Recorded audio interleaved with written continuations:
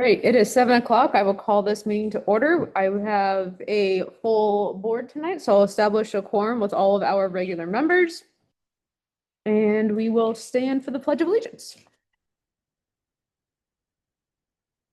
Pledge allegiance to the flag of the United States of America, to the republic for which it stands, one nation, under God, indivisible, with liberty and justice for all. Have any added agenda items? We do not. All right, I would entertain a motion to approve our meeting minutes from November 5th. Motion to approve the meeting minutes from November 5th, 2025. Second. Any discussion or corrections? Hearing none, all in favor? Aye. We have no new applications to be received, so we will jump into our next item for the public hearing. Do I need a motion to go to public hearing? I make a You want to make one? You'll read, Make a motion that we go You'll read the open the next one. public hearing. Yeah, I will. I'll second that.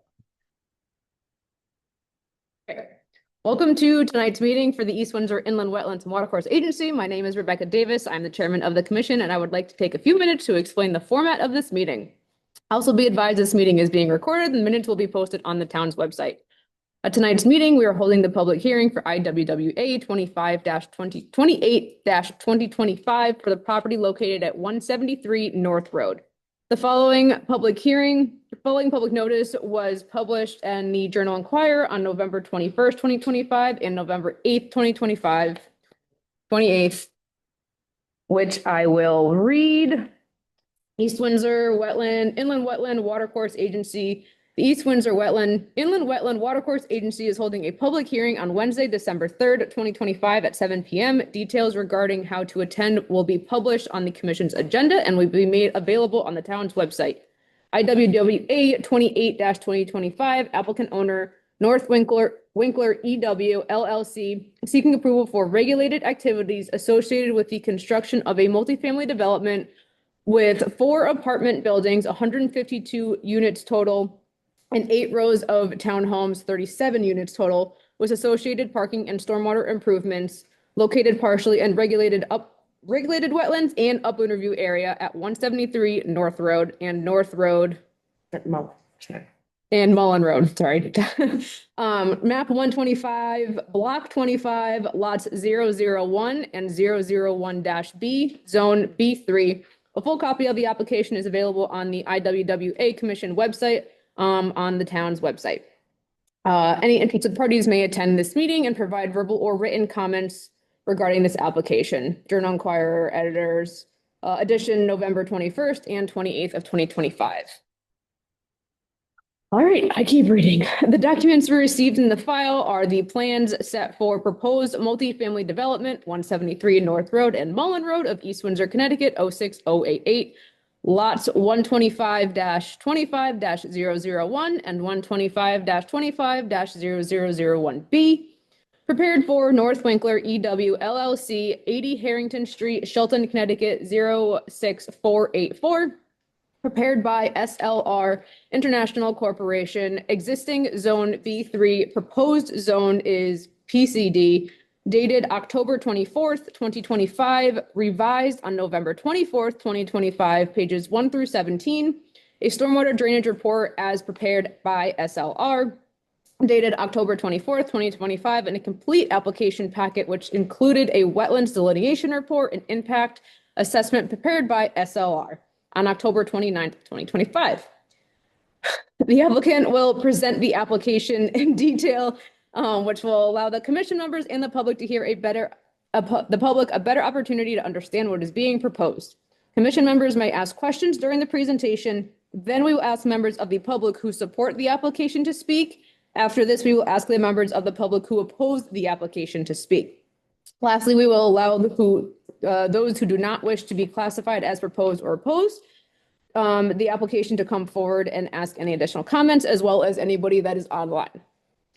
If you wish to speak, please raise your hand, wait for the chair or myself to recognize you, and then either unmute your microphone or come towards the podium, which is over there. Please state your name for the record and speak into the non-existent microphone. Address all comments to the chair and not the applicant directly or to members of the public. This meeting is to discuss permits specifically and only pertaining to the wetlands. Comments not pertaining to the wetlands will not be heard, as they will be discussed at subsequent planning and zoning commission meetings. Be advised that this is your opportunity to speak and ask questions and make comments on the application, because once the hearing has been closed, no additional testimony from the public or applicant will be permitted.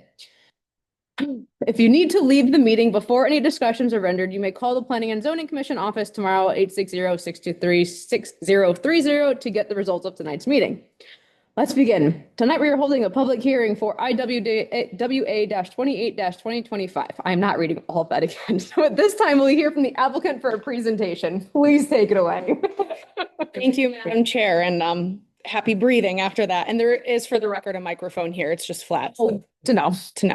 For the record, my name's Andrea Gomes. I'm an attorney at Hinckley Allen at 20 Church Street in Hartford, Connecticut, here tonight on behalf of the applicant. Nice to see you all again. I hope you had a nice Thanksgiving. With me today, we have a bit of a team. We have Ralph Sylvester and Dylan Christopher, representatives of the applicant. I have Tom Daly here, our consulting professional engineer with SLR, and then Matt Sanford over there, our soil scientist and wetland scientist, also with SLR.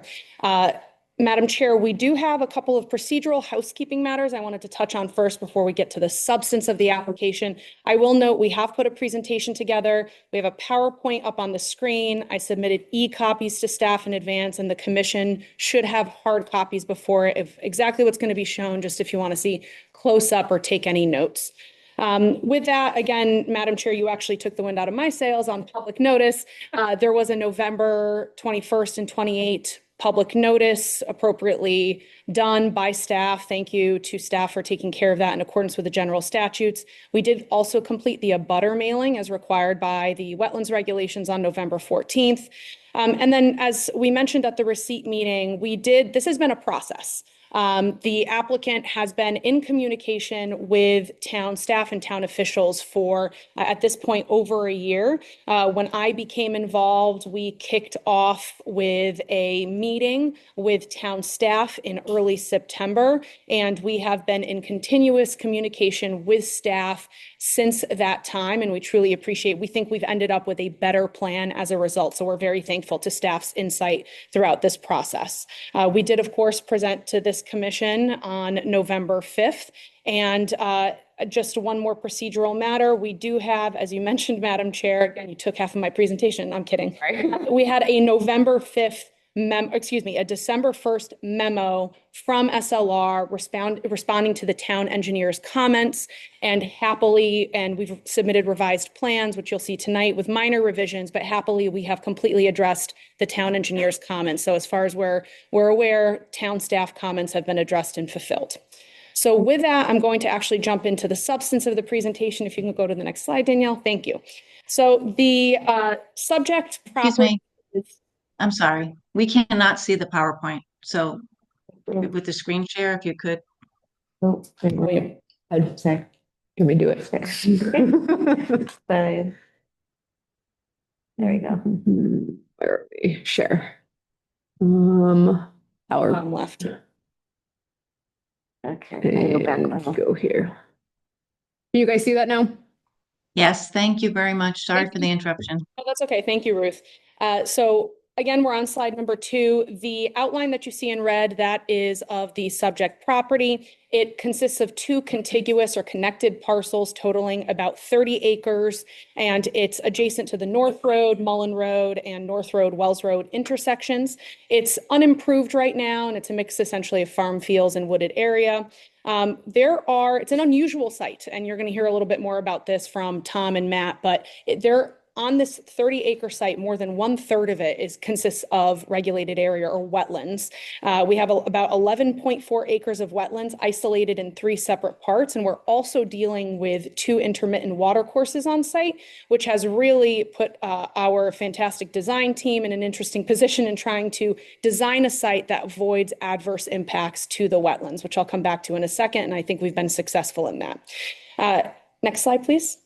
So the proposal here is for a multifamily community, as you said, Madam Chair, consisting of 4 buildings to the west with 152 apartment homes. And then to the northeast of the site, we have 37 townhomes. The proposed plan also includes a variety of associated improvements, site improvements, stormwater, utilities, landscaping, and so forth.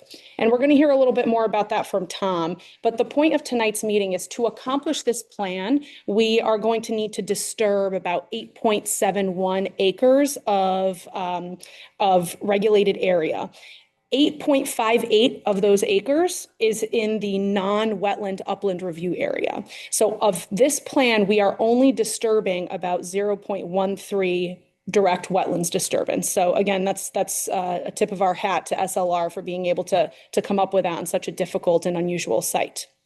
We're also proposing a variety of non-regulated conservation activities, including wetlands creation and upland restoration. But again, you'll hear from the experts on that in just a second.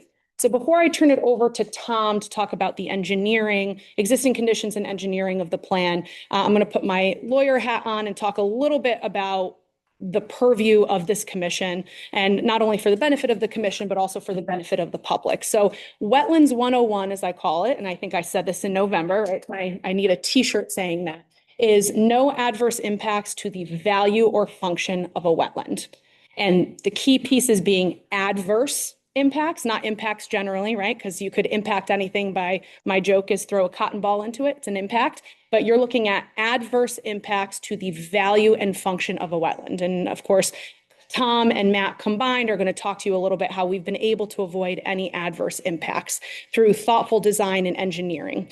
And then I want to touch base just briefly on feasible and prudent alternatives. The commission likely knows that those are referenced in the town's wetlands regulations. And the law is interesting. It's not clear in the model regulations from DEEP, and you often don't see this in the wetlands regulations in a municipality. But the law is that if you don't have an adverse impact to begin with, you don't need to prove feasible and prudent alternatives. And that makes sense if you think about it, because if there's no adverse impact, how can you have an alternative to lessen that adverse impact, right? It'd be like proving a negative. So what we always say is and you'll hear a little bit from Tom in particular tonight about how we have designed this plan and we have made changes to the plan to continuously narrow and lessen the impacts on the wetlands. But the commission will find that there is no adverse impact here. And as a result, although you don't need to conclude that there's no feasible and prudent alternative to the proposed plan. So with that, I'm going to hand it over to Tom. The commission's then going to hear from Matt. And then I will, if you don't mind, Madam Chair, step back up to just tee it off from there. Thank you. Thank you, Andrea. For the record, Tom Daly with SLR Consulting. I'm a professional engineer licensed in the state of Connecticut. Next slide. So,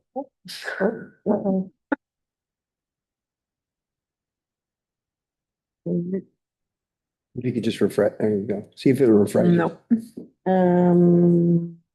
I don't know how to fix that. Use your imagination. That's not what happened a few months ago. yeah. Let's go. See, So- keep going. Refresh it somewhere. Pull it to the PowerPoint.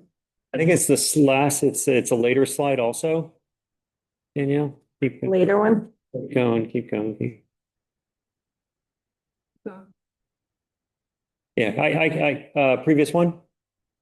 Yeah, so I can work with this. Okay. So, and I do have, this is a presentation board, which actually was a slide that was corrupted. So, as Andrea indicated, we have a 30-acre parcel. As part of our study, before we even put pen to paper, we conducted a very detailed topographic survey of the property. And then also Matt Sanford and his team also did a very exhaustive wetland flagging. And what that creates is it starts a palette of information for us before we even start understanding what the land is best suited for. We obviously also have the lens of of the wetland regulations and also your town zoning regulations, which outline, what's required and such on a piece of property. And initially what we found on this parcel is, as Andre indicated, there's two primary wetland areas, and so off to the left on Mullen. So on these maps is north is pointing straight up. So on the left-hand side, you can see a graphic and it says wetland 1. So that's a fairly large wetland corridor that directly abuts Mullen Drive there. And probably at its narrowest point is about 130 feet wide. And that's fairly low lying. And then to the right of that or to the east of that, you'll see an upland area. So that presented ourselves as, hey, this is good buildable area. Let's take a look at that. And then as you move from west to east on this plan, then you'll see the next two areas of wetlands. And we're calling those, I think, one wetland, but you can see it's braided. It's actually two legs of a single wetland. And also embedded in those wetlands are water courses. On the first wetland, there's more of and Matt will speak much more to this, is a intermittent, a smaller scale wetland water course running through there. And then you can see that blue line going through the graphic there. That's actually Beeman's Brook on to the going down through there. So those are two wetland corridors that kind of merge, and both water courses are flowing from south to north in this location. And also off the map, I don't know if you can scroll to the right on this thing, or are we stuck on it? I don't know. Is that an option? Scroll down a little bit. Wait, this one first. Oh, it's PowerPoint, so I'm sorry. So what you can't see is on this graphic, and I'll point to here, is off to the map to the right was identified a large opportunity for buildable land. This is an area here. So we essentially have this area presented itself as buildable land, and then this area also. We do have a portion of buildable land kind of between those two wetland areas, but it's fairly narrow, and we kind of looked at that in a different approach. Topographically, the site is really generally flat. In this area here, in that lower area, that first area we talked about, the elevations vary anywhere from about 114 to 118, very, very flat and gentle slope. When we go into the back corner, in the northeast corner, that has I would still classify it as gentle, but we have elevation there about 114, and I believe it gets up in the corner, it gets closer to about 120. Still, fairly gentle slopes. And then we have road frontage on north, we have road frontage on Mullen, and as maybe indicated, the rear property line is actually the town line. So just on the north side of this plan, on that one is actually the town of Enfield. Next slide. Oh, I'm sorry. Yeah, can we go all the way back to the beginning, I guess? Yeah. Next one. There we go. So as Andrea indicated, this is the proposal. And when we started to look at these two areas on the site, we kind of started to look at it as two separate neighborhoods. And when we looked at the front area, that presented itself as something that was more suitable for, I guess, higher density or bigger buildings. It's closer to the road. It's buffered on all four sides to the neighborhood. And actually, it's closer to the commercial.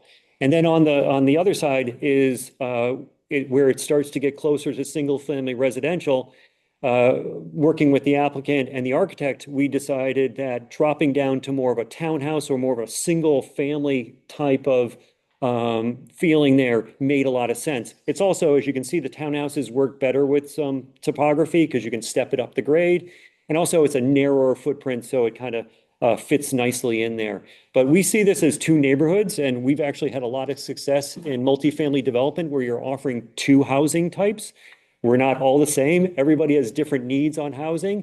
So these kind of mixed housing types are really successful. So on the and as you can see, we do have a driveway crossing that goes between the two communities. So we have a single access onto north, come into the property, and then we have a driveway. That location of that driveway or roadway has been strategically picked. It crosses at some of the narrowest points of the two areas of the wetlands. So we worked closely with Matt and his team to kind of In other areas, the wetlands get much, much wider. So from initial planning's point, that was a way to get across those two areas with the minimal impact. The other thing you can take a look at this is the way we've designed this is also we've maintained fairly large corridors. So good planning is you kind of cluster the development, you put all the infrastructure in areas, and you kind of leave the rest of it by itself. I will note that about 63% of this site will remain completely untouched in its natural state. And so by doing that, we're kind of clustering, and as you can see, all that large wetland corridor along Mullen, it's uninterrupted. And then the main central core, as I said, there is some buildable land, but by crossing that and kind of maintaining that corridor made a lot of sense to us from a planning perspective. Next slide.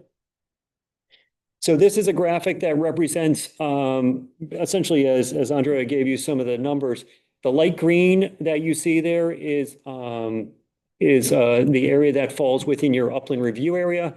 And you can see there's a lighter cyan color that's at the two crossings on there. And then what you can see on this black and white, see that line? That's a diagonal line that's running through the property. That's actually a pipeline easement. It's our understanding that the pipeline is not active in there, but working with the pipeline company, they still want to retain the rights, so we had to stay off that. The only thing we're crossing those with is we have a couple walking trails that kind of go into the upland area. But to be honest, we were looking at some alternates, but the pipeline company was just not flexible. So as we come in, so in terms of the crossings that so the first crossing, as we indicated, is a smaller intermittent water course. Frankly, by the calculations, we could probably cross that wetland with only a 30-inch pipe, but we oversized the culvert. So we have a 6 by 3 foot box culvert at that location, so 6 foot wide, 3 foot tall, and we're embedding that into the grade. So what we want to do is kind of get natural material in the culvert, so it's almost acting like a mini bridge. On the other crossing is that is a revision we have made a revision to the plan since we met with you last. Working with Matt and taking a closer look at it, we initially in that location were also proposing that same 6 by 3 box culvert. We actually went back to the drawing board and said, let's take another look at this area and can we do better? And we believe very strongly we did do better. We actually are proposing a three-sided precast structure that has a 24-foot span. So essentially it's a bridge, but it's a precast unit. So you put your footings in, and the result of that is we're not even touching Beeman's Brook. We're spanning over it. And by doing that, we actually decrease the direct wetland impact by 560 square feet. But it's a very cost-effective way. Essentially, as I said, it's bridging. It's as Beeman's Brook at that point is probably only 5 or 6 feet wide. You ask, well, why are we wider? It's also the main thing. And also we made sure we calculated the amount of, because you have to build a footing. So you have to do excavation. So what we wanted to do is have the excavation completely away from Beeman's Brook, and that resulted in a larger span. Also part of this plan, you can see the two dark green areas in the middle. Those are two areas of what we're calling is wetland mitigation or wetland enhancement area. On the far north area, working with the wetland scientists, we determined that area was a great opportunity to basically excavate the soil a little bit, drop the grade so we're closer to the groundwater, and create a wetland creation area. The other green area that you see more towards North Road, that's the area of the former barn and farm. There's, as you know, farms have a lot of debris and everything. As part of our application, we will go in there and we will clean that all out and reseed that so it's meadow mix. And even the wetland area to the north, we'll be seeding that area with a native seed mix that's has been selected by our wetland scientists. And it's both are enhancements that we thought were important. Next slide.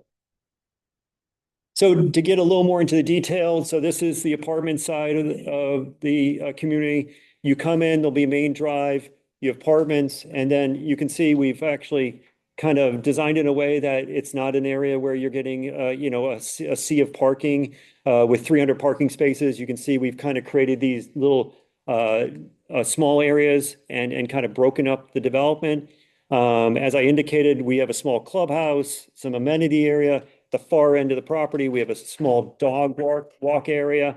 And then also we had some small walking trail systems that link into our internal sidewalk system that go throughout the community. And then we've also put together a detailed landscaping plan, and it's always been our goal to come up with use native species, and even in the ornamental planting. So right now, part of our landscape architecture working with Matt's team is really creating a diversity of plantings using that native species palette of material. Next slide.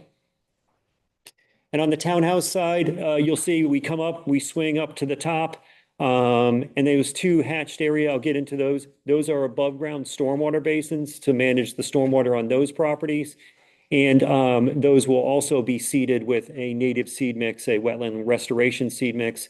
And that in the townhouses, those units will actually have their own garages. We have a few visitor parking, but those residents will be able to park in their garage door and actually park in the driveway before.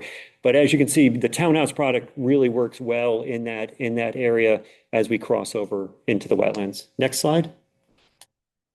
And as I said, so here's a graphic of the revised culvert. It's a precast unit, old castle in both United Concrete. And essentially it's a bridge structure. So as you come in, you build a footing and you just drop it in and you span it. And we just think that, to be honest, it's a far superior design than what we presented to you at the commission last time. And you have to, work with us because we don't put the pencils down. We keep on trying to improve the project as we move forward. Next slide. In terms of stormwater management, this is an overlay of all the red lines there are storm drainage pipes, and then the green areas, or sorry, the dark blue areas are stormwater management systems. As part of this application, actually your regulations and the new DEP regulations, they require you to do an extensive soil testing procedure. That actually was a new part of their 2024 regulations. They really want to know what's happening on the soil. So we went out there, I think for several days, did soil testing, really got a great understanding of what the soils are. And once we find the soils, we go back into that toolbox because, not every site, you have to look at every site unique. And even this site, we actually looked at the two areas unique. So in the apartments area, we are designing a system that we're using 2 underground chamber systems. Those are systems that will be either concrete or plastic chambers.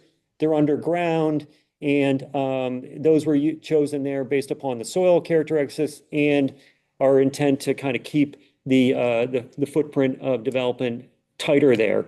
Prior to each one of those stormwater systems, you will have what they call as a swirl concentrator or water quality chamber. And also you'll see in part of our plans and in the drainage report, there is a robust operation and maintenance plan. I'll be honest, nothing we're proposing here is exotic. It's tried and true, but there's always a maintenance component of all these projects, and we include that right in our plan and on our report. On the apartment side, we have 2 drainage discharges. One is at the far north, and then one is just along the driveway as you come in. You'll notice on our plan that almost all our drainage discharges, we're using level spreaders. So instead of the traditional shoot a pipe out at 20 and off it goes, many of these all these things, what we do is we want the water to come in and we let the water spill over in a 20 to 30 foot width as opposed to just a 24-inch go. And we believe that does a better job. It slows the velocity and also gets water into the wetland in a more natural way.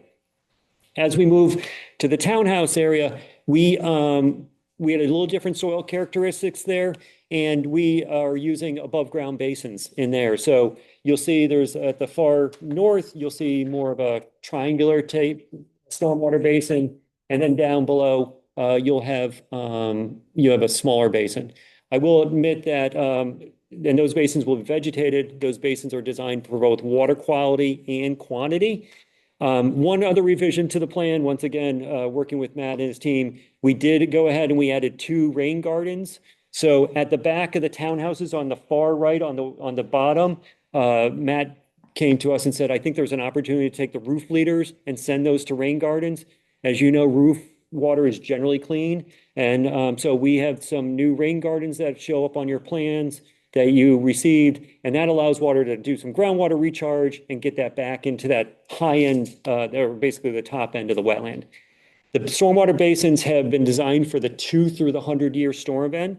And under all storm events, we have shown that in fact, there is no net increase in runoff for all those events. We've also met the water quality standards on there. Your town engineer had a few questions about that, and we resolved those and answered those questions. And as Andre indicated, the response from the town engineer is that we've addressed all the comments that we received to date. Next slide.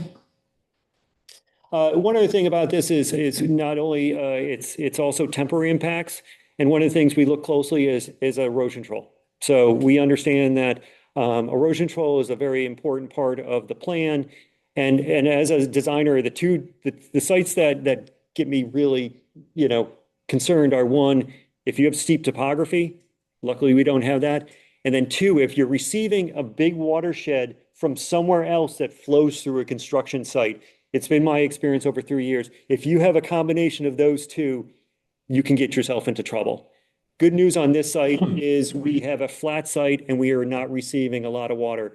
So where the apartments are, frankly, except for the water that falls out of the sky, we don't have to deal with anywhere because it's somewhat of a high point. On the townhouse side, we do have some backyards of Bass Road, but those are a fairly small area.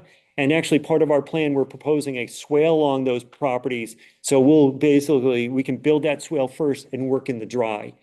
You'll see on our plan that we never rely on a single level of erosion control. It's always at least two. Whether it's silt fence and hay bales, silt fence and straw, and also diversion berms. So it's that belt and suspenders approach that we've always found to be very successful. And you'll see on our plans, we have a very detailed erosion control specification that mimics the DEP requirements. Next slide. So once again, so on the townhouse side, we have a combination of silt fence, hay bales, temporary sediment traps, and really, like I said, it's that treatment train or those multiple elements that are that really tend to be successful. As I said, we'll get a little water from the back of the Bass Road properties, but it's not like one of these projects where you have 10 acres flowing through your construction site, which is really hard to manage. Next slide. And based upon, before I turn it over to Matt, based upon that, so between a robust erosion control plan, a stormwater system built to the DEP standards, and I think the way we've crossed these wetlands, as I said, the crossings are not really hydraulically based. They're well oversized from a hydraulic standpoint, but we did check those. And it's my professional opinion that the plan as designed will not have an impact on the wetlands as associated with the stormwater, the erosion control, and the general engineering. With that, I'm going to turn it over to my colleague, Matt Sanford. Thank you.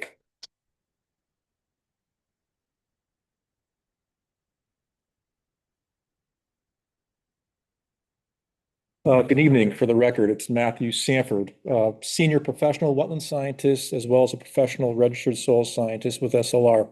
So the first thing I'd like to walk the commission through this evening is how we actually go about delineating the wetlands on sites. So the first thing that we do as soil scientists and wetland scientists is review the NRCS soil survey mapping. That is a 30 to 40,000 foot view of a particular site. And that gives us an indication of what type of soils might be on that site. And when we go out there, what do we expect to encounter in terms of the soil series? On this particular site, 3 soils series were identified on the site, 2 of them being upland soils, 1 being a wetland soil. The first upland soil is what we call the Windsor Sandy Loam. That particular soil type is an excessively well-drained soil. So think of like sand as that type of soil. So water, as rainfall falls on that type of soil, goes right into the soil, goes right down in the groundwater, out into the wetlands, right? That primarily occurs on the eastern part of the site where the townhouses are proposed. The other type of soil that's upland, but is considered a moderately well-drained soil, is an integrated soil. That's what you find predominantly in the farm fields or the fields that were formerly farmed on this site. And those essentially are the central portion of the site and the western portion of the site.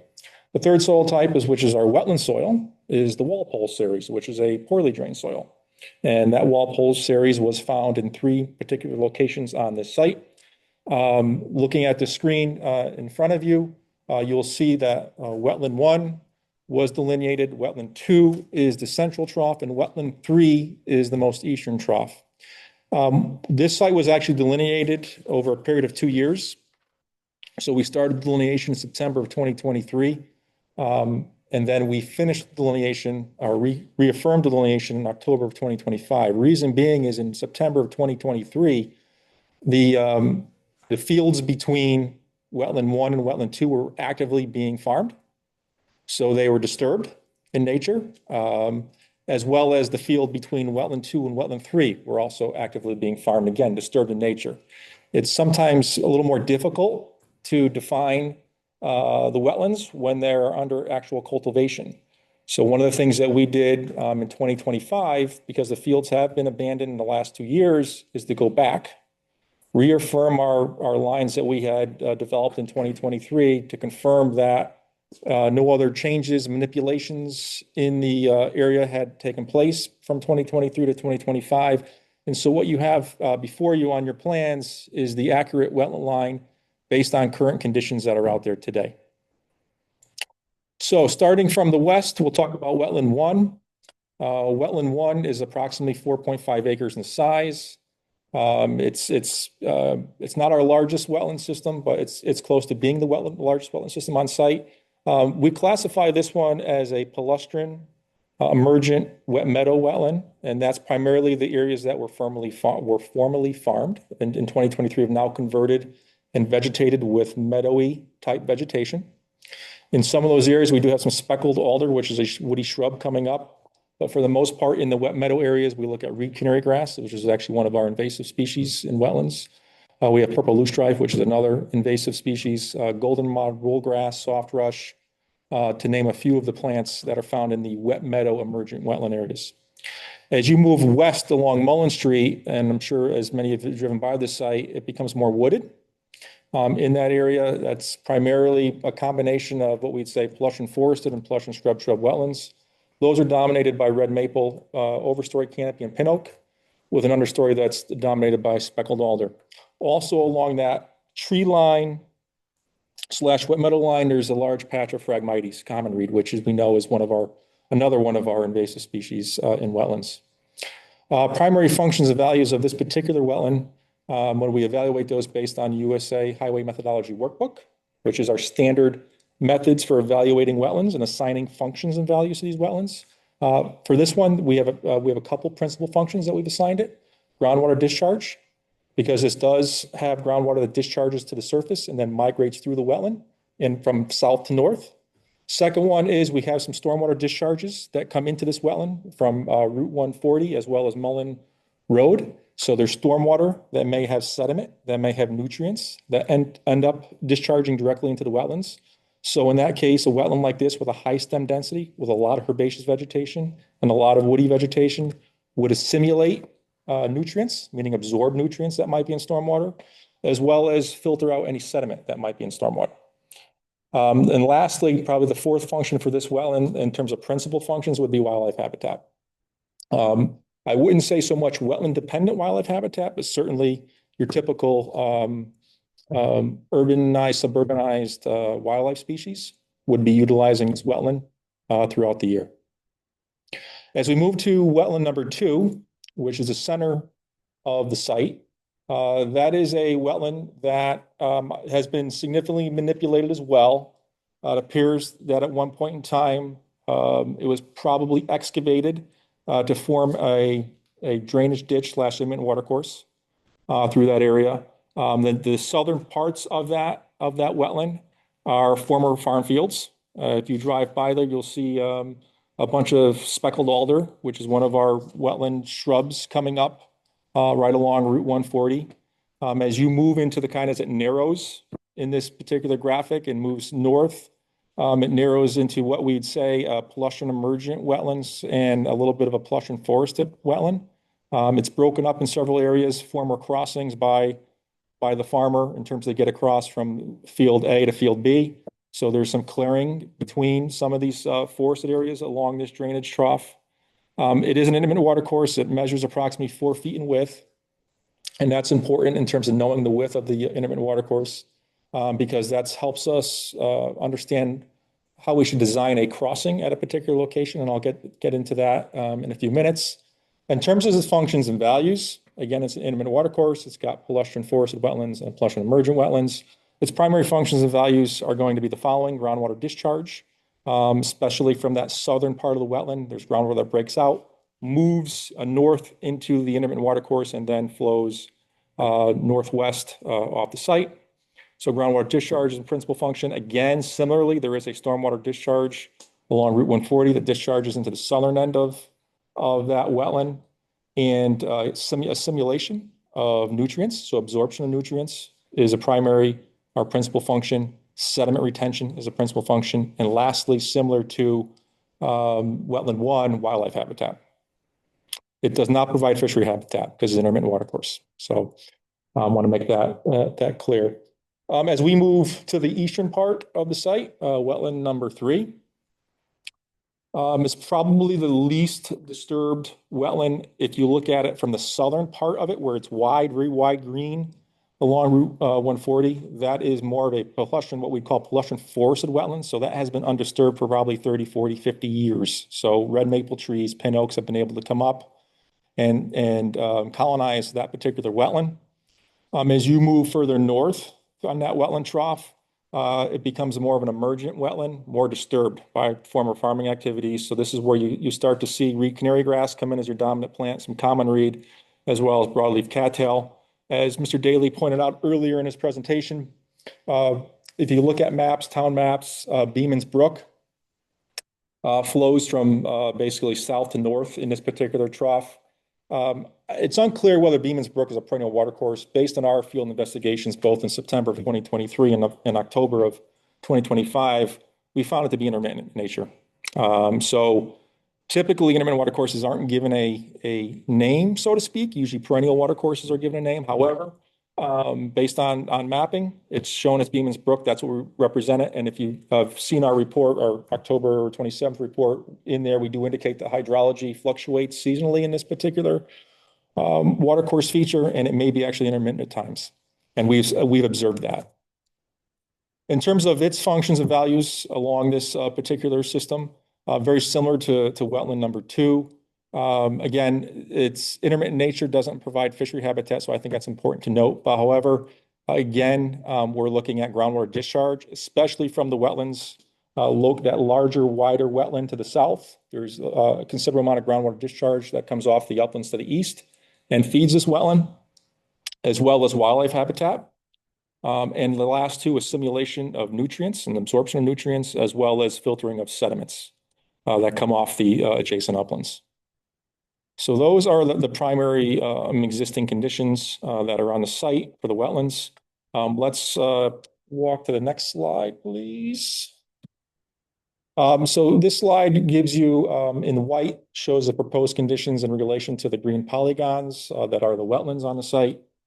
I think what's important here is to hone in on the actual direct wetland impacts that are proposed for the project. As Mr. Daly pointed out, our first wetland crossing, which is in wetland number 2, requires a culvert crossing. Typically, when we're designing culvert crossings, whether it's for intermittent or perennial watercourses, we like to use best management practices, specifically for stream crossings. And those best management practices, as indicated by the Corps of Engineers, is that you should size the culvert to be 1.2 times the bank full width of that watercourse that you're crossing. As I pointed out earlier, that this intermittent watercourse here has a channel width of our bank full width of 4 feet. So if we do the best management practices, 1.2 times bank full width for designing a crossing, that would give us a crossing that needs to be a minimum of 4.8 feet wide. We're proposing a structure that's 6 feet wide. So we're more than meeting the requirements for stream crossings. And I think that's important to note. That culvert crossing will allow us to maintain that through flow of the intermittent watercourse. It'll have a natural bottom. That's important for any wildlife that might be migrating from south to north along that wetland corridor, and it maintains that. So And it obviously doesn't impact the ability for the wetland system as a whole to still assimilate and absorb nutrients and or filter out sediments. So again, those are remember, the primary functions and values I was talking about earlier are being maintained through this crossing. As we move to wetland number 3, the larger crossing, again, that watercourse has a very similar channel width as the wetland, as the imminent watercourse in wetland number 2 of approximately 4 feet. Again, doing the math on that, if we had to meet the 1.2 times bank full width, we would need a crossing that is approximately 4.8 feet wide. We were originally proposing, under the original proposal, a 6-foot wide culvert. We wanted to reduce our impacts even further in that particular wetland. And so now we're providing a 3-sided box culvert, natural bottom, that is a 24-foot wide width. So significant increase. And what that, again, helps protect those principal functions. Wildlife crossing through there will be not impacted in any way because now it's wide and open, natural bottom for any critters that might be moving back and forth to be able to navigate under that particular culvert crossing. The culvert crossing will not impede through flow and groundwater discharges that are coming through this wetland. Also will not change or diminish the ability of this wetland to assimilate nutrients and or filter out sediment. So those are the 2 impact areas. And I think in total that impact is around 5,948 square feet, give or take. And that's the direct wetland impacts associated with the project. Talk a little bit about mitigation. And can we go to slide number 6, please? As Mr. Daly had pointed out, we have 2 dark colored polygons between wetland 2 and wetland 3. And if you can see the one to the north, which kind of looks like an arrowhead, so to speak. That is where we're proposing our wetland mitigation. That wetland mitigation area is approximately 8,500 square feet. And what we intend to do there, after having been out in the site and looking at the opportunities for mitigation, what I felt was the best way to approach the mitigation was typically what I like to do is tie wetland mitigation grading back into an adjacent wetland, meaning I actually end up tying the grades back into a wetland. However, based on my field investigations out there, that particular area has a nice line of mature trees that border both wetland 3 and wetland 2. I want to maintain those trees. So what we'll do is basically leave a berm in that location to protect the trees and actually create the wetland in the actual old field that's out there. So we won't have to clear any trees. And so I have a little diagram I just drew here quickly to kind of indicate kind of a cross section of what it would look like. So wetland number 3 is here. You'd have a little upland berm with those trees to be maintained. Then we would dig down into the field and carve out a little depression to meet the grades of wetland 3 and wetland 2. And we maintain another berm on that side, again, to protect those trees. I don't want to take those trees down. And then in terms of the plantings in that particular wetland, we'd be looking at a seed mix for New England wetland mix. Also, we have a variety of native shrubs and trees that are going in there. We've selected the trees and shrubs based on existing vegetation that's presently in other wetlands. So for example, red maple and pin oak, as I mentioned earlier, are the 2 tree species that we're going to place in here. Sweet pepper bush, northern arrowwood, as well as common winterberry are shrubs that you find scattered about in this area, as well as speckled alder. Those are going to be placed in this particular wetland. Again, we like to look at the existing wetlands to determine what this mitigated wetland should look like. So that's one mitigation area. And again, that's 8,500 square feet. The second mitigation area is not a wetland mitigation per se. It's an upland restoration area, but it's restoring the riparian zones, obviously along both wetland 2 and wetland 3. That's in this that's south of the crossing that you see there, another dark arrowhead looking shape right there, adjacent to a private property. In that area, there's an existing silo that is there that's dilapidated. And then if you had a chance to go out there, there's a bunch of anthropogenic debris. And it varies from concrete blocks, bricks, asphalt, woody material, metal material, glass, etc. You name it, it's there. What the applicant would like to do is go in there, clean all that out, and restore it back to a natural condition. And so that's part of our mitigation plan here, and that's about 11,500 square feet of restoration.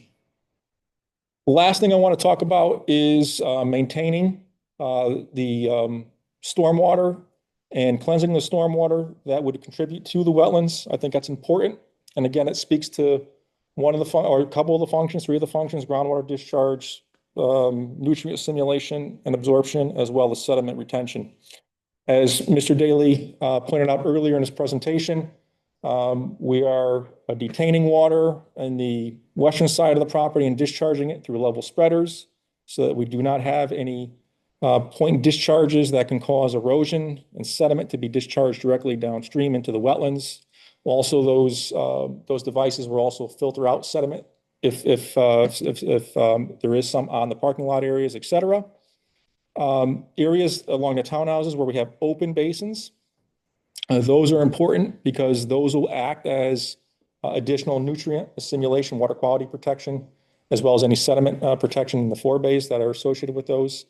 And one of the other important things in that particular area, given the soil types that we have that are very, very sandy and excessively well drained, those give us the opportunity to recharge the groundwater to those wetlands, because that's how those wetlands are being fed today, specifically on that eastern side of the property. The reason I asked or requested that we put in some rain gardens behind some of the units is to get that clean roof water back into the wetland as fast as possible. And so we've added those to the plan to make sure that we are maintaining the groundwater discharge principal function.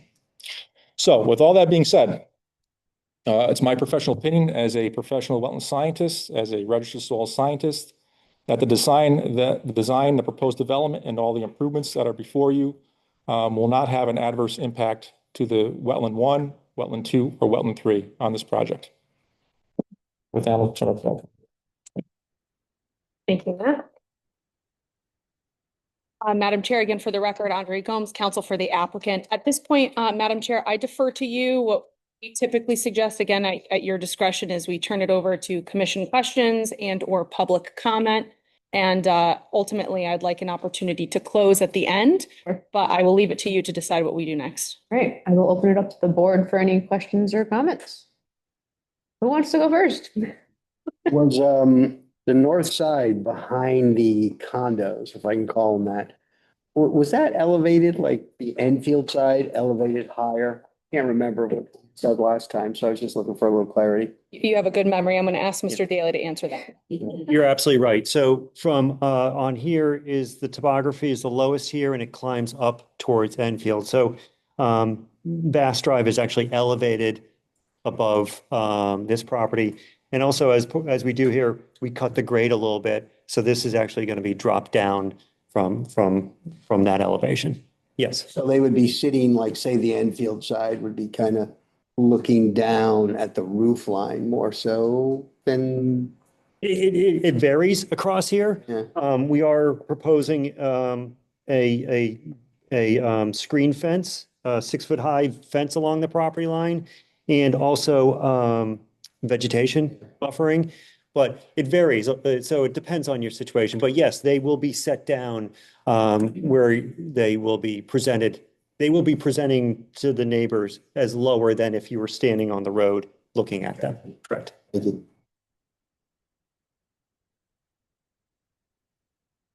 I have a question for soil science. Underlying the topsoils is clay under there, isn't it? There is a siltier material that underlies the nitrogen soils, and specifically in the Walpole soils. Yes, there is some clay in there, but I would say that when we look at the soils, the Walpole series, which are the wetland soils, you're looking at more of a fine sandy loam that has a silt loam layer underneath, but it could have the feeling of clay when you look at it.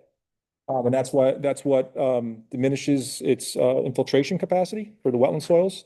As you move into the vinaigrette series, you don't have as much of that finer material underneath, because if you did, then it would restrict infiltration and potentially move it into a category of poorly drained or somewhat poorly drained, but it's a moderately well-drained soil.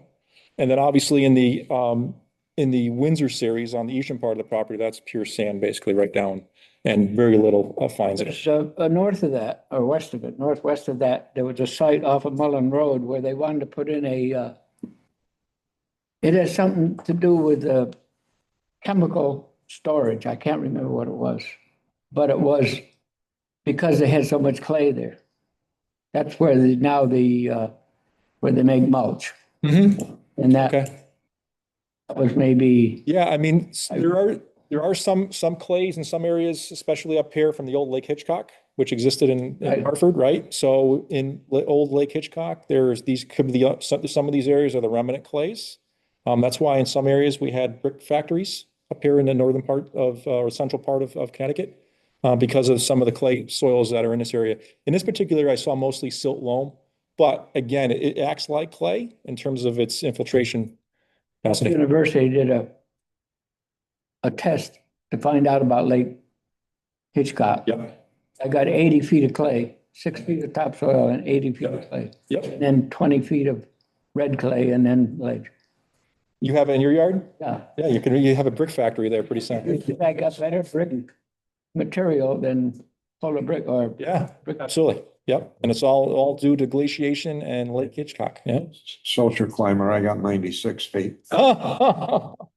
As it goes towards the Brickyard, Yep. Windsor. Yep.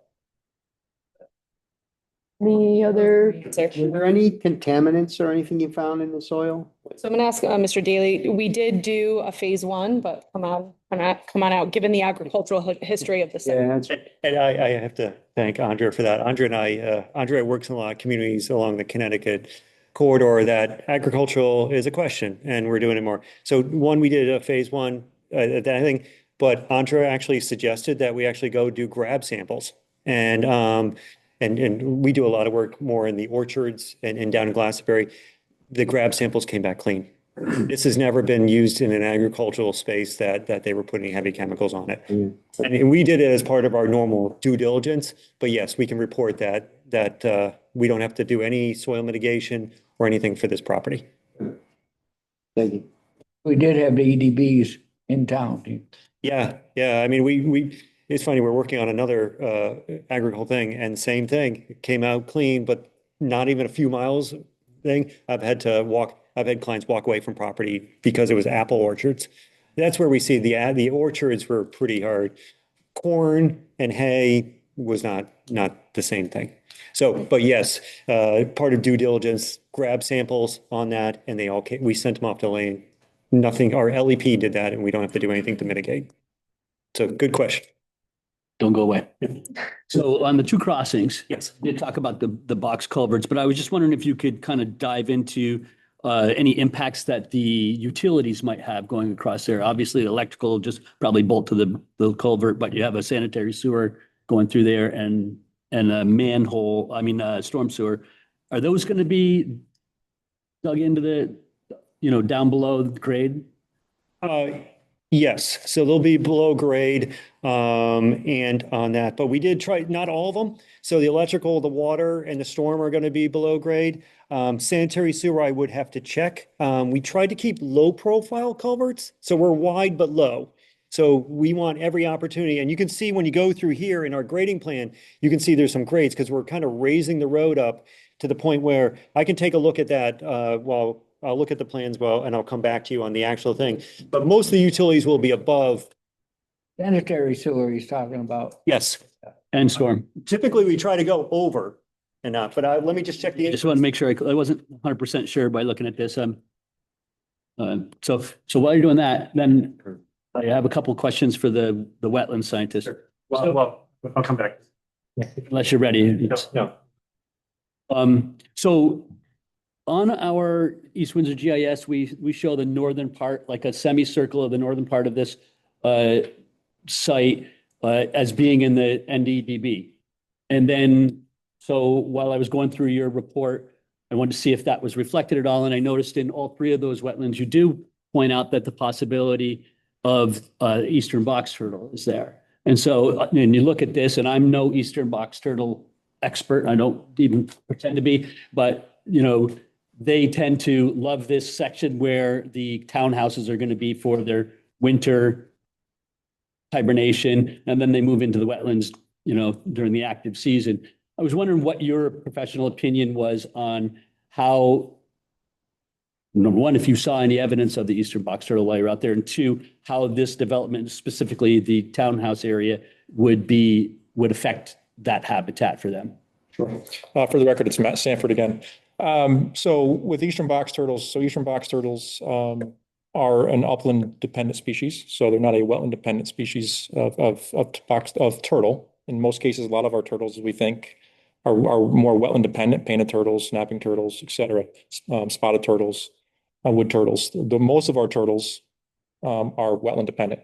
The box turtle is not. Box turtle is a special concern species that's listed by Connecticut DEP Natural Diversity Database Program.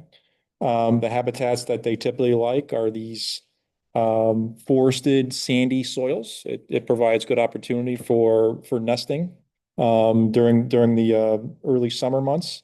And they will migrate towards wetlands to get water during the summer and cool down in some cases when it gets really hot in the summer, but most of their time is spent in the actual uplands. In terms of what will be required by this project from Natural Diversity Database Program will be a best management practices plan. That will require herpetologists to be on site during construction. Silt fence will have to be installed around the entire perimeter. Once that silt fence is installed, the herpetologist then comes in and has to go around that perimeter and determine whether any turtles have been entrapped within the construction zone. Those turtles are then relocated outside the fence. Generally, they stay on site. They don't remove them from the site, but they'll put them back on the other side of the silt fence. Then there's turtle sweeps that need to be done on a routine basis, either by educating the existing contractor and or by the contractor retaining the herpetologist.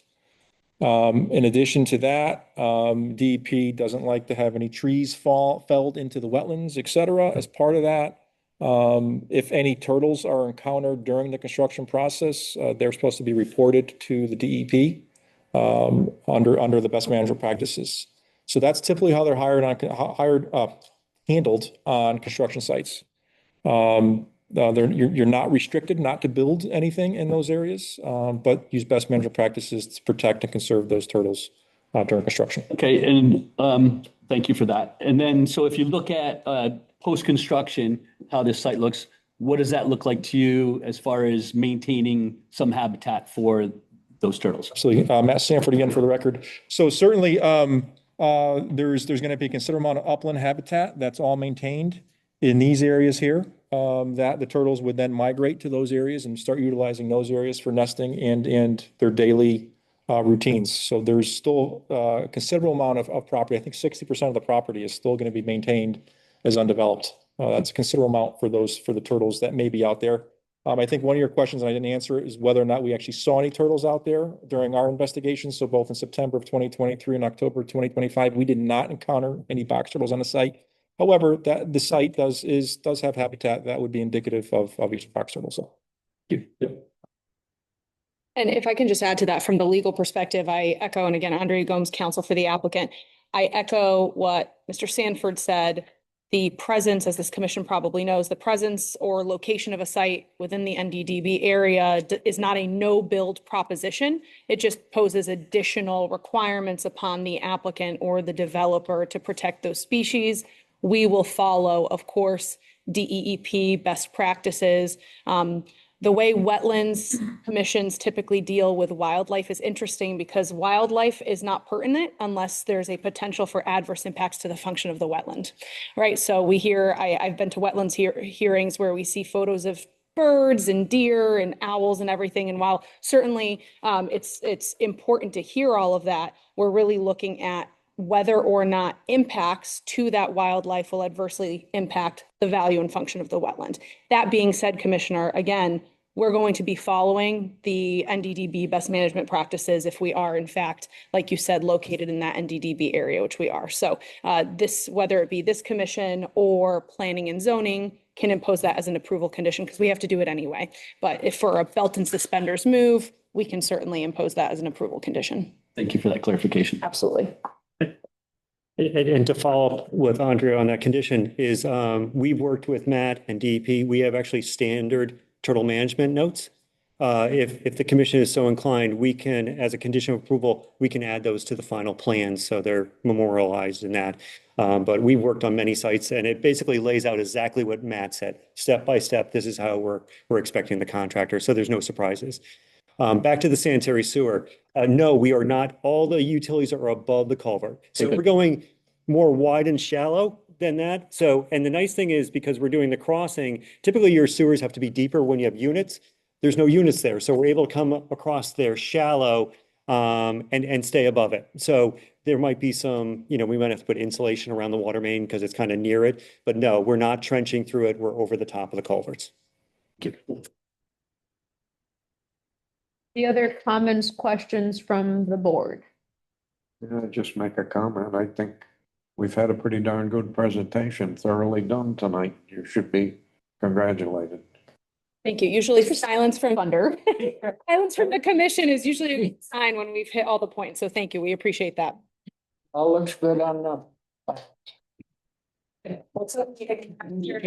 We'll let you close then, because you took my thunder, so. Did you, public comment? Yep, but did you want to say anything else before I open it to the public? So if I can, I would prefer, again, I defer to you, Madam Chair, but I prefer to close once we've heard public comment, because then what I can do is I can answer questions, respond to any comments that are made that are pertinent to wetlands, and then I can close. That works for me. Thank you. Great, so now at this time, I will open the floor to those that support this project. If you would like to speak, please go up to the podium and state your name and address for the record.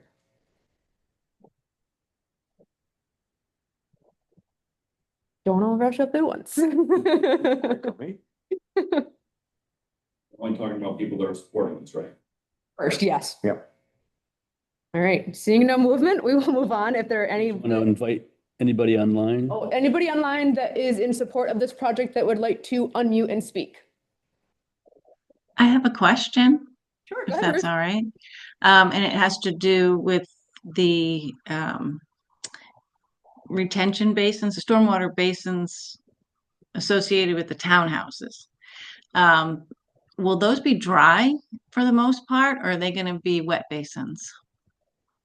They're going to be primarily dry, as Matt indicated. That's one of the reasons we put the basins. They're very good soils.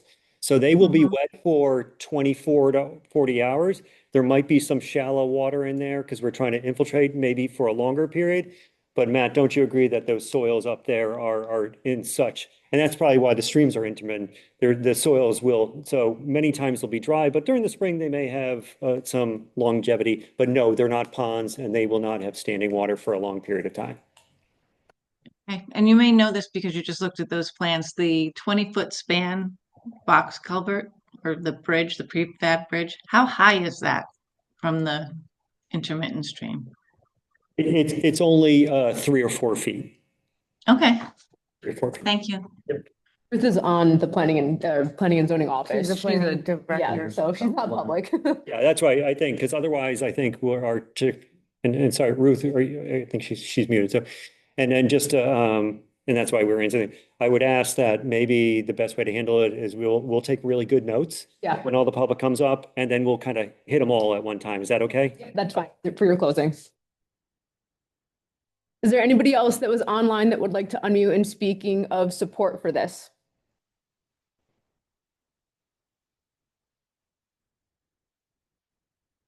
Hearing and seeing no action, we will move on for those that oppose this project who wish to speak. We're going to take people that are in the audience first. So if there's anybody in the audience that would like to speak, again, please go up to the podium. This topic is just for wetlands. And we're not going to be, we don't need to repeat things that have already been said or stated. So Get their address. yeah, name and address. Hi, Rob Anderson, 34 Bass Drive. It has to do with wetlands partially probably with planning and zoning. But this map here is correct, but the maps that you have there are not correct as far as the property boundaries. The property boundaries on those maps come over here about 30 feet from this map.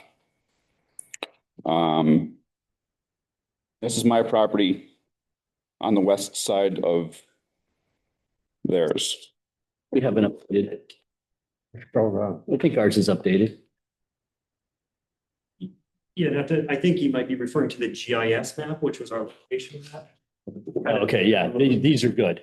That's, This is what we're our going. maps here are based upon a survey. GIS is, I think that's accurate. You just pull it. There's a few reasons why I don't think that one's accurate.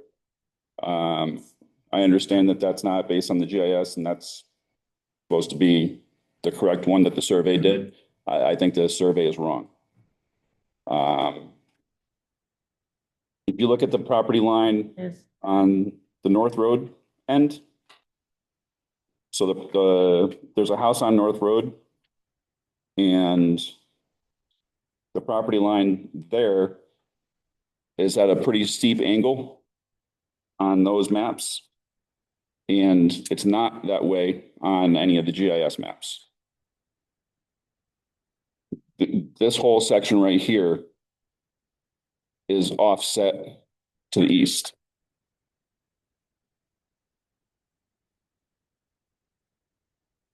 My property, so my house is in Enfield, but my property is in East Windsor.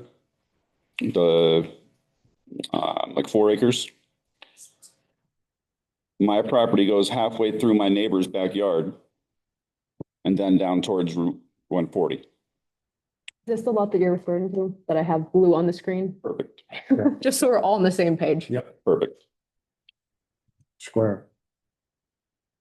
But when you look at that map, you can see the line goes pretty much dead center of the backyard of 32 Bass Drive. So I will say that the GIS is not as accurate as the survey is that they're presenting on, so they can address those comments when they do their closing if. So now with their plan, they're planning on that they have the cul-de-sac at the very, very end. And I'm concerned with snow plowing and stuff like that, that is going to be ending up in my property. Okay. So, that's something you'll want to go to planning and zoning with? Yeah. This continues to that point, With the snow, snow plowing and all that, yeah. okay, that's not a wetlands No, thing. no. Um, And then the plot line, I'll let them deal with that. okay. But yes, I would love to talk to somebody with your team at some point on the property line issues. Thank you. Thank you. so it shows it about 65, 68 feet from his property line. 80. At the closest point. I'm Sophia Clark, and from the Oscar McIntosh family. We are located at 181 North Road. So one of the things we've been having is some boundary lines issue as well, and we've started to do some surveying. And one of your representatives contacted us about some easement that we could get, because when we purchased the property, we had, water. You can't sell a property without running water. And Are you speaking about wetlands or like?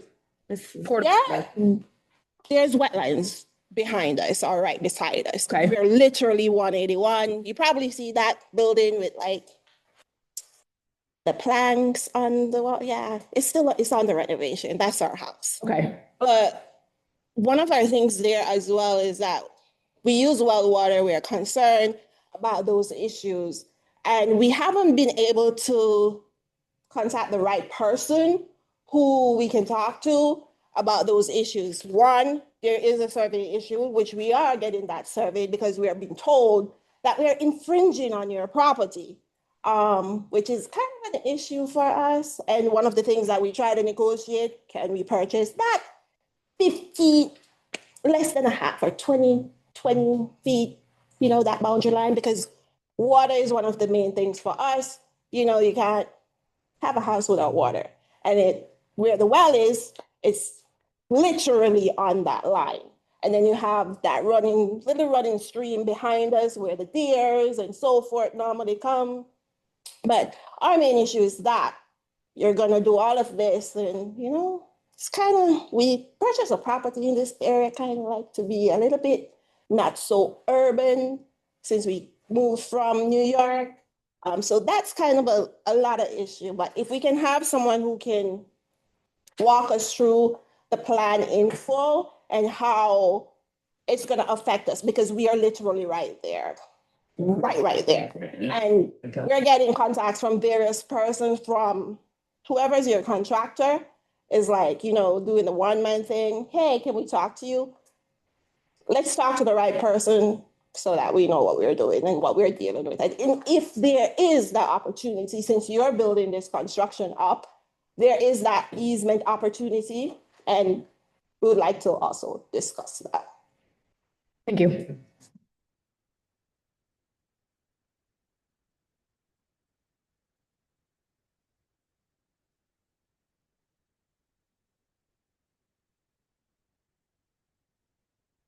Hello, Emily Rycourt. I live at 18 Bass Drive.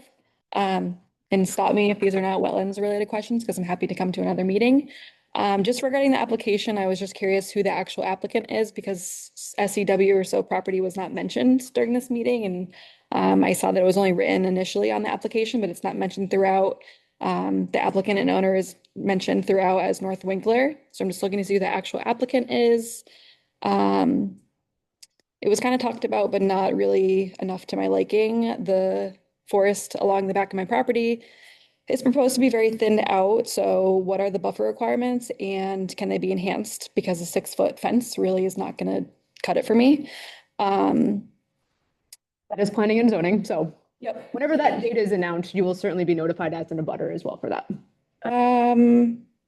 And then how will construction vehicles access the area, and will they disturb more areas to get there? I know that it was talked a lot about all the other wetlands they won't be built on will be untouched, but that's simply not true. If something is driven over the property to get to where it needs to go. I think that's it for now. Thank you.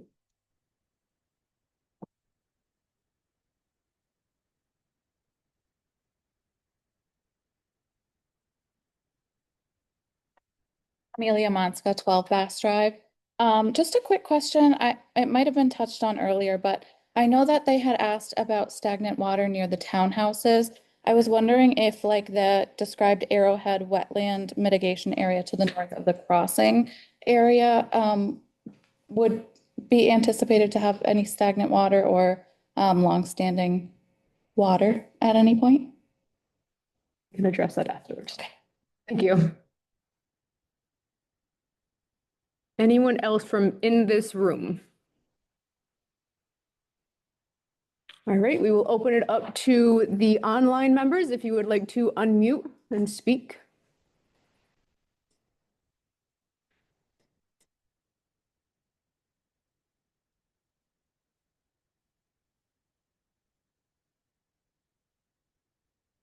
Okay. Hearing none.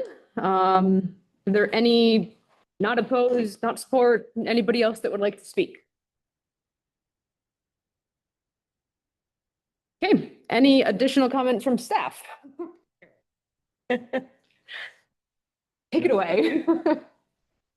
Thank you, Madam Chair. And again, for the record, Andre Gomes, counsel for the applicant. So of course, we took notes. I'm going to go kind of in order of what we heard. You are correct, Madam Chair, that the comments that we heard tonight, I'm certainly not discounting them, but they are not generally wetlands matters, with a few exceptions that I'm going to ask Tom and Matt to come up and address. I do want to note, however, that on the cover of our application package, which is available, I believe, online, and copies are available in Town Hall, you will find my direct contact information.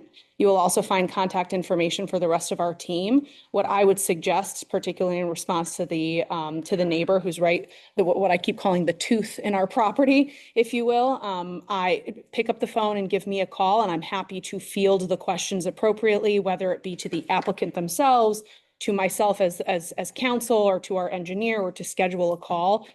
It's an interesting thing. We, in terms of community outreach, we typically, and I had a discussion with staff about this not too long ago with Ms. Calabrese in particular, what we typically do is sometimes we'll wait until wetlands has been completed to have discussion with the neighbors, because most of the concerns we typically hear from the neighbors are planning and zoning related. And also, we've been in situations where plans change in the course of a wetlands application. So it's really difficult to have a conversation and then the plans change and then we have another conversation. So hopefully what we're hoping for an approval from this commission will have confirmation on the bounds of the disturbance as to the wetlands, on the plans and things like that. And we can engage in more active discussions and certainly welcome communication and outreach from members of the public. So my number, I believe my cell phone is on there. So feel free through you, Madam Chair, to members of the public online and in person, open lines of communication as I do with all of my applications. So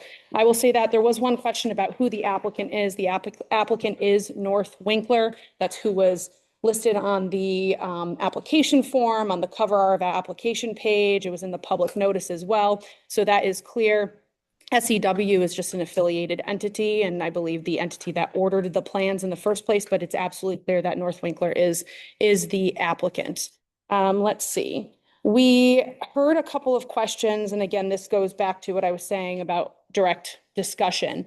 Boundary line concerns, again, not directly, and I say this respectfully, not pertinent to this commission, but I will say that these plans were all based off of a surveyor done by a licensed survey done by a licensed Connecticut surveyor.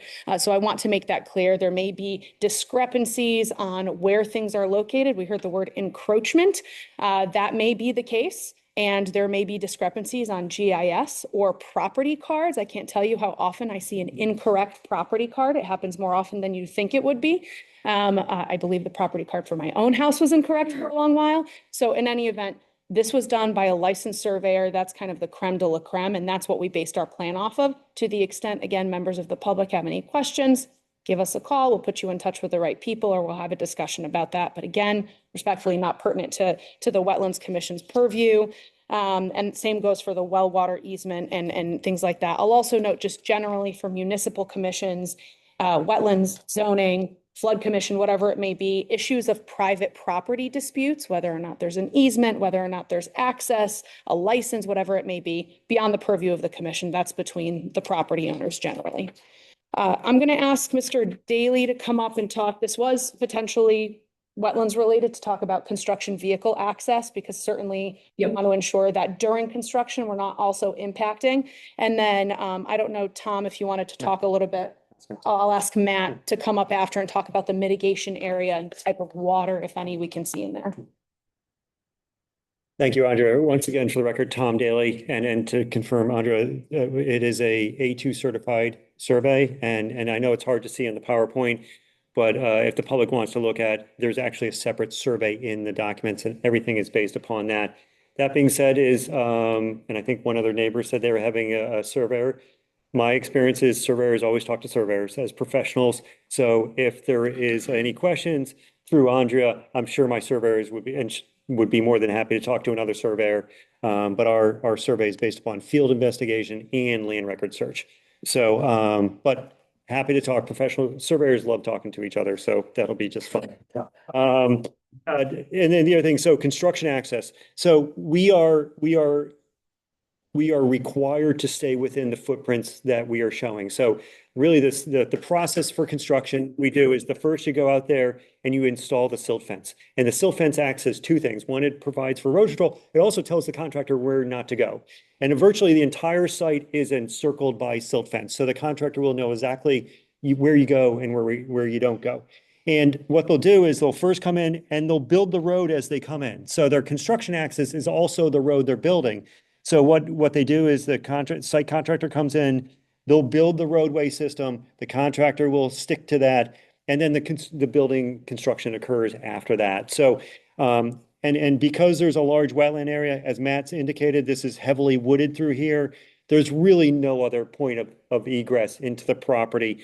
And like I said, that will also be policed through town officials. And it's a very visible site. So I'm sure we'll get many inspectors to do that. So there will be no ability for the contractor to encroach in or get access from properties that are not shown on the approved plan. And I think Matt was your hand.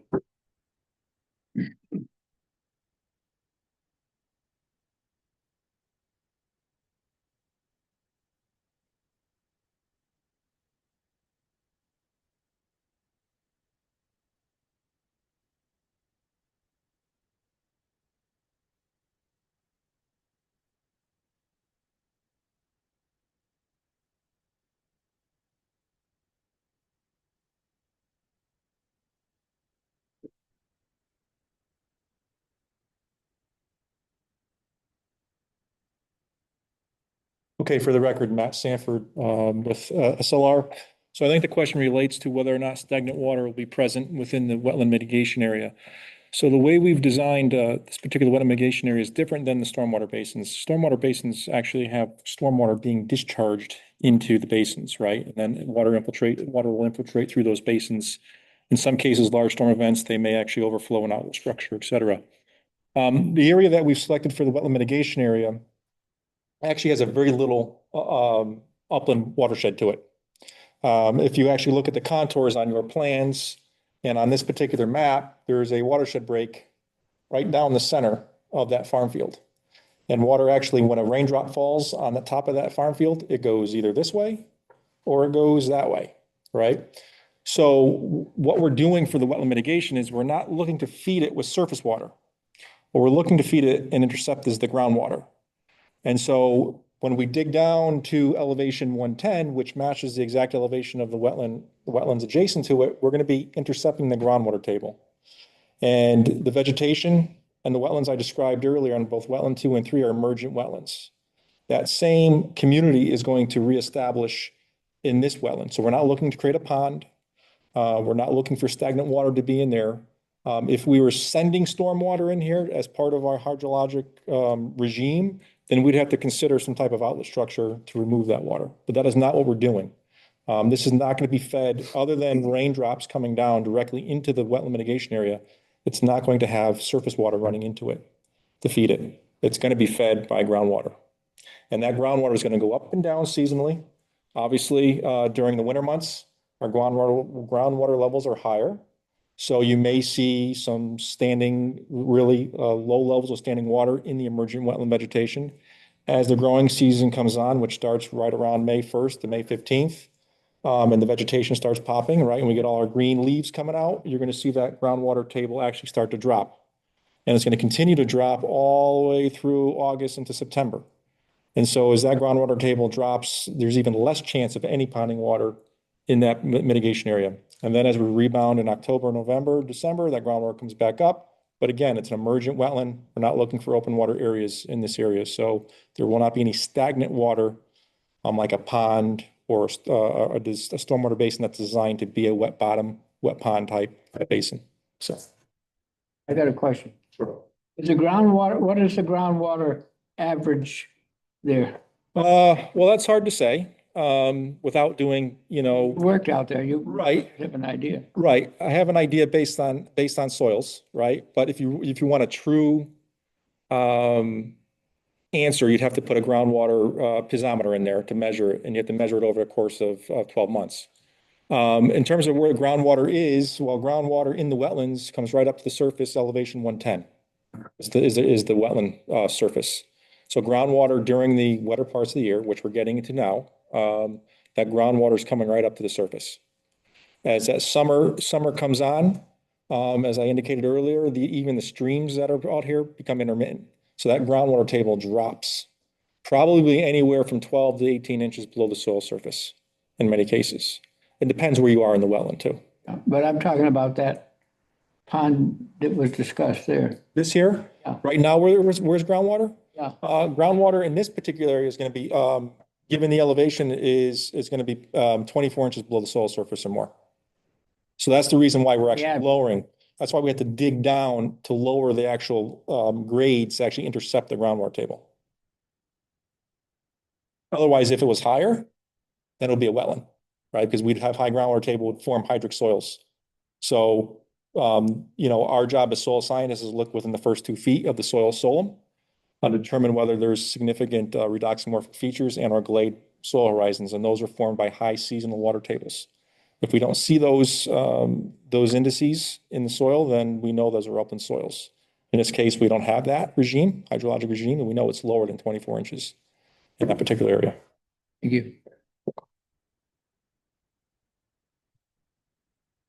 Thank you very much. And Madam Chair, if I can just add one thing to what Tom was discussing, just from a legal perspective, if we were going beyond the bounds of disturbance here, we'd have to come back to, at least to staff, to determine if it was a material change to hopefully our wetlands approval. And then ultimately, if it is a material change, to go forth with a new wetlands application. So for the question that we heard about construction and ensuring we're staying within the bounds, completely agree with Tom. That's how we do it anyway. But from a legal perspective, we'd be right back here anyway if we had to really materially go outside of the bounds of disturbance here.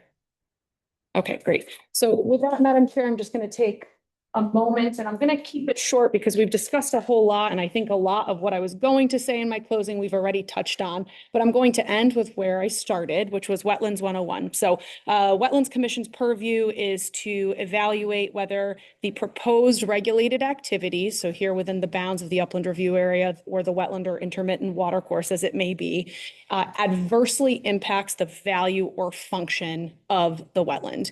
You heard very detailed testimony from our professional engineer, from our soil scientist and wetland scientist, Mr. Daly and Mr. Sanford, both very, very reputable experts in this area in the state and in the Northeast, frankly. And you heard both of them conclude that as a result of the thoughtful design, which is not only the placement of the improvements, which was very carefully thought out, but also the wetlands mitigation area, the stormwater management system, the robust soil erosion and sediment control measures that we're proposing on site, we have been able to avoid any adverse impacts to the value or function of these 3 wetland areas and the 2 intermittent watercourses on site. That in and of itself, and I say this with all due respect, that should be it, right? That should be the end of the analysis.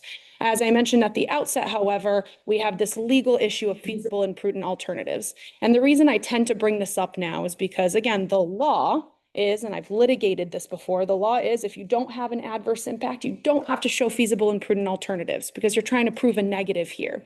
However, whenever I'm before a wetlands commission, and whether it be while the public hearing is opened or during deliberations or sometimes after the fact or an interested third party, there's always I'm always told you didn't show feasible and prudent alternatives.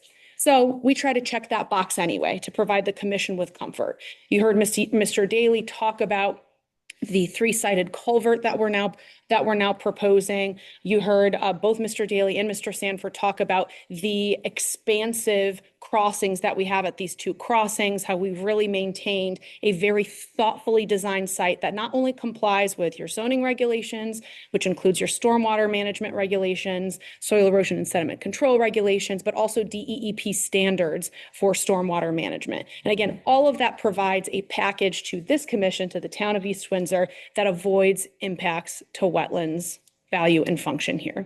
So I'll leave it at that. Again, short and sweet. With all due respect, I think this makes a lot of sense. You have an unimproved parcel. You're putting it to productive use. And again, while the use is not this commission's concern, it's not surprising to hear that there is a housing issue in the state of Connecticut specifically and within the United States and nationally. And this directly goes in towards addressing that concern, but does so in an environmentally sensitive. Let's not bring politics into it.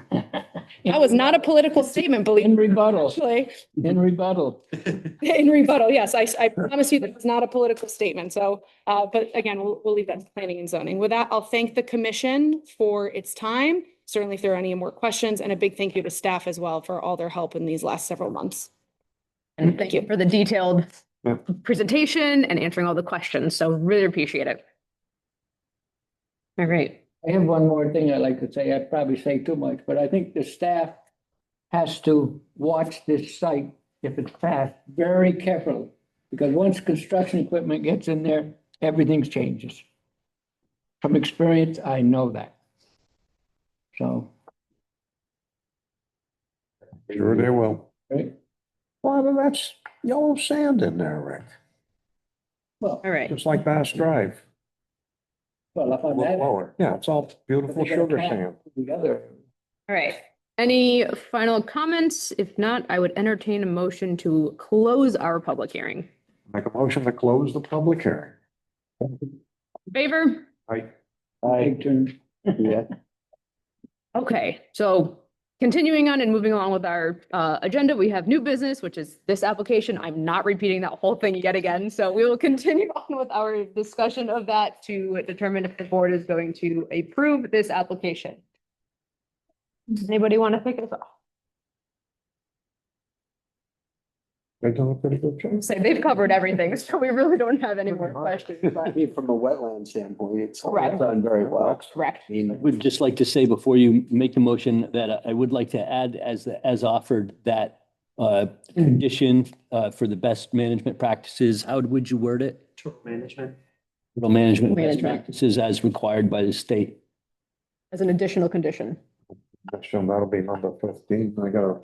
They write that down. How do you want to do that, Alan? Just We're gonna make it a condition. Additional condition Management. for turtle management best practices. Right? Did I get that right? Who keeps their eyes on it? That them? Well, that'd be them, and then our staff would have any reports as well. I think the way the state regulation is if they see one, then they gotta alert the state and start dealing with it. So now we messed on your motion. Huh? I'll check it. All right, Okay, you take ready? it away, Dick. Thank you. Well, hey, you know. Okay, make a motion to approve. IWWA 28-2025 with the 14 standard conditions and one additional condition, number 15, turtle management using best practices. Okay? For regulated activities associated with the construction of a multifamily development with 4 apartment buildings, 152 units total, and 8 rows of townhomes, 37 units total, with associated parking and stormwater improvements located partially in regulated wetlands and upland review areas at 173 North Road and Mullen Road. Finding no adverse impact to the wetlands and finding no feasible alternative. We go on application owner, North Winkler EW LLC, map 125, block 25, lots 001 and 001B, zone B3. Is there a second? I'll second. Any further discussion?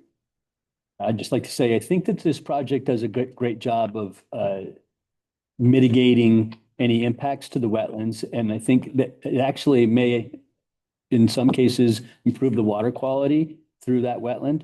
And I think if it's done responsibly, which we've seen some yes and some no, so we'll have to keep an eye on it. I think it will be a really nice project and will not harm the wetlands. All in favor? All right, I Opposed?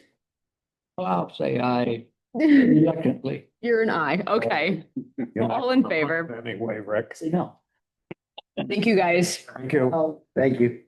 It's as good a plan as you can get for that property, as long as they stick with it. That's up to the The one, Yeah. the one. So it's not. Yeah, I'll let people kind of look at it. I'll just be here. They want to cut these guys. Yeah. We're not doing miscellaneous, right? How about that? What do you? Up with the data. I like it all kind of- I'll think- I'll just- You could watch that and get some people. Yeah, because They're not draining. they're so close to those things, right? So if you're cutting trees around. You're gonna drive them out, right? So I'll tell you, that was the whole reason I got on this commission. I would have not. And it came out as good as it possibly could. Yeah. But it's still too tight. It should have been small. Yeah. All right, we will continue on with our agenda. We have one item under miscellaneous, but we're going to table that until next meeting. They were not able to attend tonight. So we'll move on to agent decision. We have 2 of them listed. Yep, we have 2 agent decisions tonight. They were relatively easy. IWWA 29-2025 is the addition of a 16 by 19-foot deck at 34 Rice Road. It's within the upland review area. They've got 10-inch footings. It's a pretty cut and dry decision. So I issued that permit. And then the Newberry Village came to us with some tree maintenance. And so I supplied a list of the different types of maintenance that needs to be conducted within Newberry Village. I also went through the meeting minutes and I supplied them in your packet of the last time they came before the Wetlands Commission, to specifically ask for certain maintenance issues. And they all seem to be the same as they were proposing for this time around. So that was, within the minutes, it said before that it was to be an agent decision. Okay, So I did an agent decision for this stuff. thank you. That's it.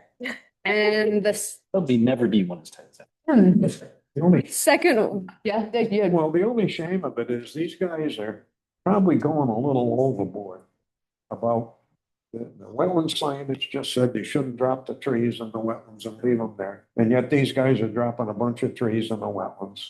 Well, they were told before to leave the trees where Yeah. they're laid. Well, the way, yeah, I've seen that both ways too. yeah, and that's, and I read through all their description of what, some of them they're taking the trees, some of them they're not. And, we've been told both things, right? Both ways. Yeah, I know. Basically, if you're disturbing the wetlands, if you got to get a machine in there, then Leave it. they want you to stay out of it and just let it. 90% of them, you go in there with a chainsaw, dice it and throw it out of there. Mr. Ludwig Yeah, was they were very, doing that. If you looked over. As much as possible, because it just makes a mess, makes a mosquito. We were just talking about this. Everything The else. bigger thing here is, and this is the whole reason why I got on this commission, was this Newberry Village, right? Like, it's too tight, and we need to make sure in the future, I don't think there'll ever be one as tight as that. But, No, I agree with you. you build the house and the wetlands, are all 10 feet apart. yes. Of course, you're gonna have tree issues, right? And yeah. it's the same thing with Scannick Glen, but there's no wetlands issues, right? Like, they built it right up to the woods instead of clearing out a buffer. Well, there, it required too much of a buffer. It should have never been built. You want to see over in Farmington Woods, you want to see a horror show. Trees are 1.5 feet, 2 feet from the building houses, no wetlands involved. And they won't let them cut a branch off them. There. Well, at least if you look at this list that they're doing, they're like, some of them, they're just cutting the branches that are gonna fall onto the house and, and some of them are just topping them. And so they are, I think, trying to do it right. I would just like to see as much as possible. It wasn't there before you dropped it. It really shouldn't be there after you dropped it. Insurance companies today, they come over with homes, Yep. and they tell you that you gotta cut these trees. Yeah. If they're overhanging your Oh, I house. agree. Yeah. You want to do it anyway, Yeah. especially over in that clay soil. Because the next thing you Dude. know, you got a root ball Sir, 12 hey, feet. sir, sorry, I didn't catch your name. I just wanted to say, on the town website is the survey that they're going on, if you've seen it or not. I saw it. Okay, I just want to make sure you're aware of it. A lot of the markers were not found. That's more common than you think. Right. I had stone on my property where when I bought the house, the homeowner was like so anal about showing me where the markers were that they were engraved in my head. And Right. about a year or so ago, I went to go, maybe I should clean them up, and they're gone, Mm-hmm. both of them. Oh, yeah. Yeah. I had the same problem across the street. Yeah, The pipes, they magically I'm disappeared. not sure, Yeah. I have my My suspicions. grandfather on the farm caught the neighbor that had just moved in, bought the other farm, moving the stone. Yep. I said, Peter, put that I had the same thing at Spring Street. He tried to dig the huge ones that go into the ground all along there. And my neighbor tried to 9 dig feet it out. later. Yeah, he broke the top of it off and buried it with bricks and stuff. It took Get into your. Jay Usery like 3 weeks to find it. Somebody was telling me they may have just cut off the top. Like a lot of 100 feet. Yeah. from the old road. A property. lot of times they'll Or, smash it with a. they're not, So you can't actually get in there. the old property, just No. more or less. That's Yeah. Anyway, Honestly, I'd rather have that because I don't want to have to deal with people trying to get in from that side. Yeah, that's true. But now It'd I'm be gonna have nice to people have trying to get access to your inside. property. Awful nice thing to have. Yeah. All right, but Thank you. Thank you. Take care. sorry for that interruption. I think Ruth also had a comment on the trees. Ruth, did you have a comment? Well, I agree with Mr. Pippin that if a tree, incidentally falls in the wetland, you don't have to go run out there and get it. But if you're doing tree maintenance, I don't think you should be purposely falling them into the wetland. I just agree with that And wholeheartedly. they're avoiding it wherever they can, but he specifically showed me the trees. I went out and walked with him for about an hour and a half. And there are certain ones, there's no way they can make it fall any other way, and they cannot get a machine in there without causing more damage, so. As long as you've I seen did. them. Yeah. He was Yeah. pretty solid. Their arborist that they got is he's a wetlands specialist as well, right, Danielle? Just another piece of farmland It's disappeared. very comprehensive, coming on a Yep, conscientious. Are you guys good on the trees for Newberry? Ish. Good-ish. Well, good-ish, yeah. Anything else for agent decisions? I just, We have the violations next. no Did we violation. have the one that you had sent me the email about with stockpile? What's up with that one? He has the option of removing them or coming back to you for approval. And remind me which property this is. 265 South Main. Thank you. It's not a violation yet. We just discovered there was a discrepancy of what he thought. It's in discussion now, so his option is bring it back to the wetlands Or or remove remove it. it. Okay, So he's deciding. not a violation yet. Got No, it. it's not.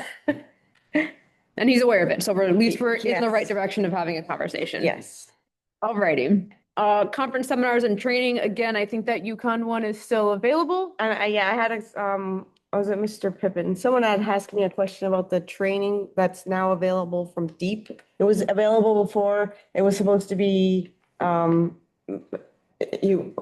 member of the commission or staff or et cetera. They've changed it now. So Public Act 25-73, passed June 23rd, 2025, and effective October 1st, 2025, amended subsection D of the statute, and it requires that on and after January 1st, 2026, so in a month, each member of and person employed by a municipality as staff to an inland wetlands agency shall complete the comprehensive training program by January 1st, 2027. So everyone on the commission and myself, I did it again, and I have to do it again because it's January 1st. By when? Has to complete. When? The following year, so So there's a 2027. year. January. Yeah. I'm And then gonna after retire that in date, No, the heck you're not. it will be every 4 years. So for those who Can't don't. retire. Online, you Retire can set from work. something up here. Okay, Just so you, everyone's aware. Send out an email or something of that nature? yeah, come January, once it's actually out Yeah. there. You can tweet. We'll share it out. Figures it yes. over Yeah. later. Okay. I have no correspondence. You're good. General board discussion. We've been having it all night. All right. Yeah. Fantastic. Public participation. We have one other public online. They have anything to say? Hearing none. I think this is a great spot for this. They do it right, it could be good. Mm. Good for the town. And I mean, right now, it looks like they're doing it right. Yeah. Yeah. You know, I Well, mean, that it's- is a nice plan. Water. Onto it, I'm assuming they're gonna bring gas to I don't know about utilities. Go to the planning and zoning meetings. I didn't see any gas. it. There is, but Yeah, I it's didn't- way up. I didn't see gas on the plan. See gas either. Not when we had talked about them last month. I don't think so. I think it was just water. There's in Bastille. Right, that. I didn't see it on there. Good for gas. Oh, Utilities, please. I don't know. Anyway, yeah, it is extending the water line. It's in the water line. Well, the water line's being extended, Tom. Yeah. Well, that's great for the town. Yeah. All right. Nothing from online. Heard that a lot of times. It's great for the town. Oh, this is gonna be great for the town. Yeah. My taxes don't go down. That's not great for the town. Cranky, Big thing is cranky. Yeah.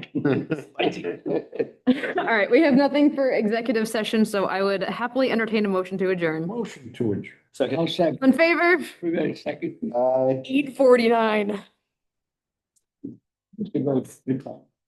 We should go. I was Thank you, everybody online. Thanks, Ruth. Contracting Have company. a good night. Ready. Have a good Christmas. Take care. We went Same to to you.